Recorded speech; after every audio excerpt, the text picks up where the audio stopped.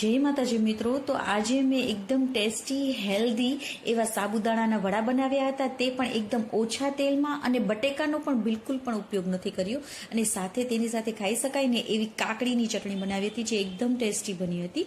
તો સૌપ્રથમ તો આપણે 1 કપ જેટલા સાબુદાણા લઈ લેવાના છે.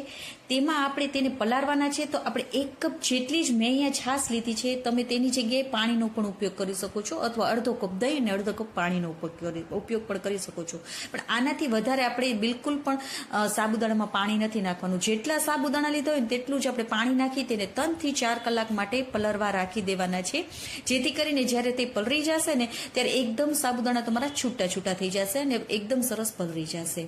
હવે પહેલા તો આપણે કાકડીની ચટણી બનાવી લઈશું. તો તેની માટે મેં અહીંયા 1 જેટલી જ કાકડી લઈ લીધી છે. તો તેને આપણે સીધા મિક્સર જારમાં જ નાના નાના કટકા કરી લેવાના છે, તેની છાલ ઉતારી લેવાની છે.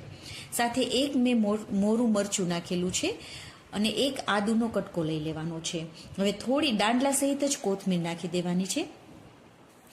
તેમાં આપણે 3 મોટી ચમચી જેટલું મેં અહીંયા સૂકું નાળિયેરનું છીણ નાખ્યું છે, તેનાથી તેનો ટેસ્ટ એકદમ સરસ આવશે. થોડું જીરું, મીઠું, થોડા મગફળીના દાણા અને પાણી નાખી તેની આપણે આવી રીતે પેસ્ટ બનાવી લેવાની છે. હવે મેં એને ઉપરથી થોડો લીંબુનો રસ નાખ્યો છે, જેથી કરીને તે એકદમ સરસ બની જશે. તેને મિક્સ કરી લેશું. તો આપણી આ કાકડીની ચટણી તૈયાર થઈ ગઈ છે. તમે આ જરૂરથી બનાવજો, તેનો ટેસ્ટ એકદમ સરસ આવે છે. તો હવે આપણે થોડા મેં મગફળીના દાણા લઈ લીધા છે. આપણે પેટીસમાં નાખવા માટે 2 મુઠ્ઠી જેટલા નાખ્યા છે. મીન્સ કે આપણે અડધા કપ જેટલા મગફળીના દાણા લઈ લેવાના છે. તેને આપણે અધકચરા ખાંડી લેશું. આવી રીતે આપણે અધકચરા ખાંડી લેવાના છે.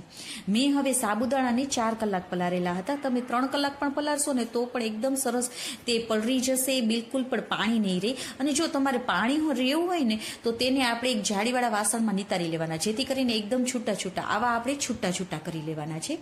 તો જેમાં પણ તમારે મિક્સ કરવાનું હોય તેમાં આપણે સાબુદાણાને પહેલા લઈ લઈશું.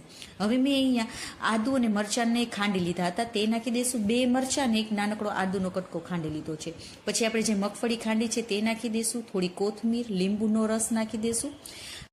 1 ચમચી ખાંડ, જરૂર મુજબ મીઠું, થોડો કાળા મરીનો ભૂકો એડ કરીશું. ને થોડા મેં નાખેલા છે ચીલી ફ્લેક્સ નાખેલા છે. મારે થોડા વધારે થઈ ગયા હતા, થોડી તીખાશ લાગતી હતી. તમે આનાથી થોડો ઓછી પણ નાખી શકો છો. હવે મેં અહીંયા સામાનો ઉપયોગ કર્યો છે. 3 મોટી ચમચી જેટલો સામો નાખ્યો છે. તેનાથી શું થશે, એકદમ સરસ તેનું બાઇન્ડિંગ આવશે અને એકદમ સરસ ક્રિસ્પી થશે. તમે સામાની જગ્યાએ રાજગરાના લોટનો કે પછી તપકીરનો ગમે તેનો ઉપયોગ કરી શકો છો, અથવા બટેકાને બાફીને પણ મિક્સ કરી શકો છો. પણ તમે જો આ સામો નાખશો ને તો બહુ જ સરસ લાગશે અને બહારથી એકદમ ક્રિસ્પી બનશે. હવે આવી રીતે આપણે એકદમ સરસ મસળીને તેનું મિશ્રણ બનાવી લેવાનું છે. જો આવી રીતે આપણે તમારે ગોળો બનતો હોય ને એવું આપણે મિશ્રણ કરવાનું છે. જો તમારે આવી રીતે ગોળો ના બનતો હોય ને તો થોડોક મગફળીનો ભૂકો અથવા થોડો સામો તમારે આમાં નાખી દેવાનો. તો આવી રીતે હવે નાના નાના બોલ્સ આપણે બનાવી લેવાના છે. બધાના આપણે નાના નાના બોલ્સ આવી રીતે બનાવી લઈશું. એકદમ સરળ રીતથી તમે આ બનાવી શકશો. બધાને ખૂબ જ પસંદ આવશે.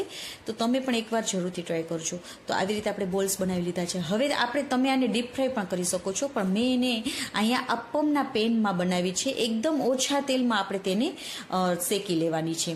તો 1 મોટી ચમચી જેટલી આપણે તેલને નાખી દઈશું. 1 ચમચી જેટલું જ આપણે તેલ નાખવાનું છે. હવે ગેસની ફ્લેમને આપણે ધીમી રાખવાની છે અને બધા આપણે રાખી દઈશું. હવે તેને આપણે ઢાંકી દઈશું. 1 મિનિટ માટે આપણે તેને કૂક કરી લેવાનું છે. ગેસની ફ્લેમને આપણે મીડિયમ ટુ લો એવી રાખવાની છે, જેથી કરીને આપણા બળે નહીં. વચમાંથી ફટાફટ થઈ જશે, માટે આપણે તેને ફેરવતા રહેવાનું. આવી રીતે તમારે ફેરવતા જવાનું છે. ફરતી કોર તમારે ફેરવી અને ગોલ્ડન કલર થાય ત્યાં સુધી આપણે તેને શેકી લેવાના છે. તો વચમાં આપણે થઈ ગયા છે, તો આપણે તેને લઈ લેશું. તે ઝડપથી થઈ જશે. તો હવે બીજાને આપણે આવી રીતે ફેરવી લેશું અને વચમાં પાછું આપણે થોડું તેલ નાખી લેવાનું અને તેમાં આપણે બીજા બોલ્સને રાખી દેવાના.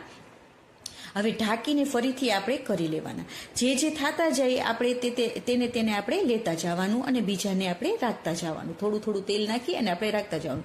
ફક્ત 1 જ ચમચીમાં તમારે આ બનીને તૈયાર થઈ જશે. બધાને ખૂબ જ પસંદ આવશે. તો તમે પણ એકવાર જરૂરથી ટ્રાય કરજો. અને હા, જો તમને અમારી રેસીપી ગમી હોય ને તો પ્લીઝ લાઇક કરજો અને તમારા ફેમિલી અને ફ્રેન્ડ્સને પણ શેર કરજો. અને તમે જો મારી ચેનલમાં નવા હોય ને તો સબસ્ક્રાઈબ પણ કરજો. અને તમને મારી રેસીપીઓ કેવી લાગી છે તે કમેન્ટ કરીને પણ કહેજો. તો જુઓ એકદમ બહારથી એકદમ ક્રિસ્પી અને અંદરથી એકદમ સોફ્ટ એવા આપણા સાબુદાણાના વડા તૈયાર થઈ ગયા છે. તમે તેને પેટીસ પણ કહી શકો છો, કટલેસ પણ કહી શકો છો.